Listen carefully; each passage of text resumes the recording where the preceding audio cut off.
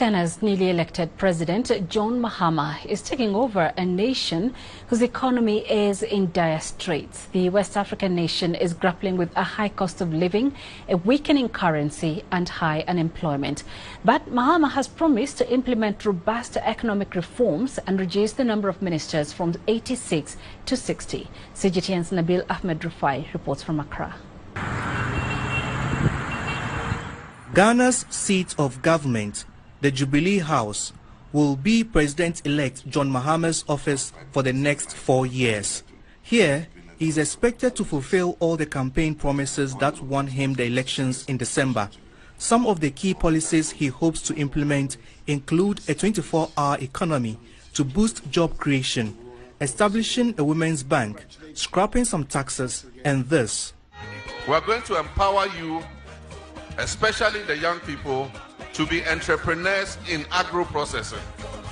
And so when we set up the factories, we're not going to do in one district, one factory. We're going to look for the areas where they grow a staple crop, and then we'll provide the processing facilities in that area so that it will serve all the people, even if they spill over into another district.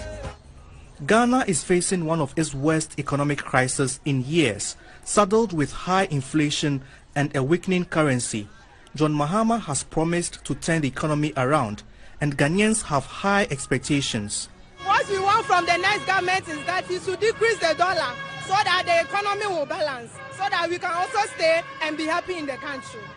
Economists say Mahama will have to navigate around many physical hurdles before Ghana can begin to see an economic recovery. Ghana's public debt is currently nearly 76% of GDP, even after restructuring its domestic, bilateral and commercial debts as part of conditions for a $3 billion IMF bailout. It's really a question now of how to prudently manage the debt, especially also given that Ghana still does not have access to the international capital markets, right?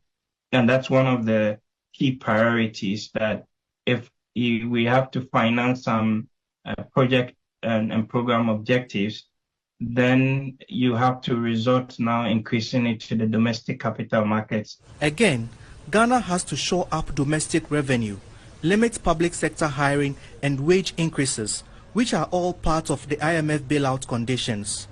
John Mahama says he will renegotiate the IMF deal, which is expected to expire in 2026. Analysts are predicting an extension of the deadline. Beyond that, they want the next government to tackle corruption head-on and also rein in spending to enable a fast economic turnaround. Nabil Ahmed Rufai, CGTN, Accra, Ghana.